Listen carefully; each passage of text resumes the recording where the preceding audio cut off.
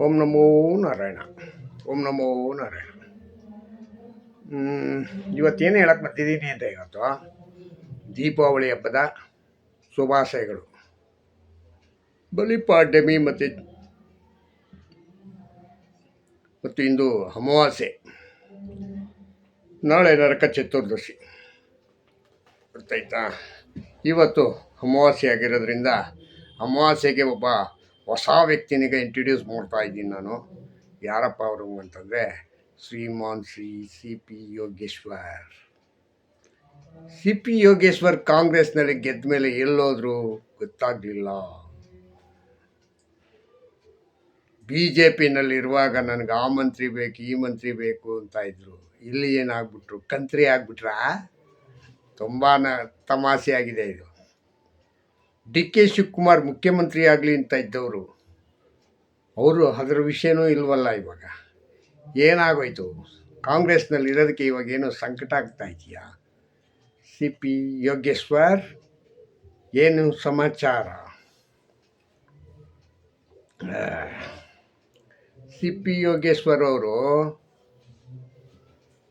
B J P ಒಳಗಡೆ ನಂದೇ ಎಲ್ಲ ದರ್ಬಾರು ಅಂತ ಕುಣಿತಾ ಇದ್ರು. ಆ ದರ್ಬಾರ್ನಿಗ ಮಟ್ಟ ಹಾಕಿದವರು ಎಚ್ ಡಿ ಕುಮಾರಸ್ವಾಮಿ.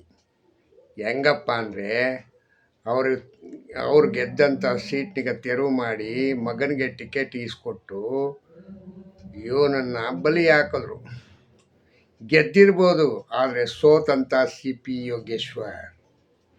ಯಾಕೆಂದರೆ ತಾಳ್ಮೆ ಕಳ್ಕೊಂಡಂಥ ಯೋಗೇಶ್ವರ್ ಈಗ ಅಲ್ಲಿಲ್ಲದ ಹಾವಂಗೆ ಒದ್ದಾಡ್ತಾ ಇದ್ದಾರೆ. ಮಿಲ ಮಿಲ ಮಿಲ ಮಿಲ ಅಂತ ಒದ್ದಾಡ್ತಾ ಇದ್ದಾರೆ. ಏನು ವಿಷಯ? ಕಾರಣ ಕಾಂಗ್ರೆಸ್ಸಲ್ಲಿ ಇವರ ಆಟ ಎಲ್ಲ ನಡೀಲಿಲ್ಲ.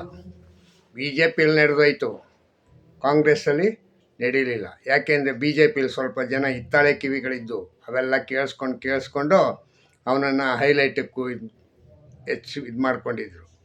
ಕಾರಣ ಏನಪ್ಪ ಅಂದರೆ, ನಮ್ಮ ಯಡಿಯೂರಪ್ಪನಿಗ ವಿರೋಧ ಮಾಡೋಕ್ಕೆ ಕೆಲವರು ಇದ್ದರು, ಅವ್ರಿಗೆ ಸಪೋರ್ಟ್ ಮಾಡ್ಕೊಂಡಿದ್ದ.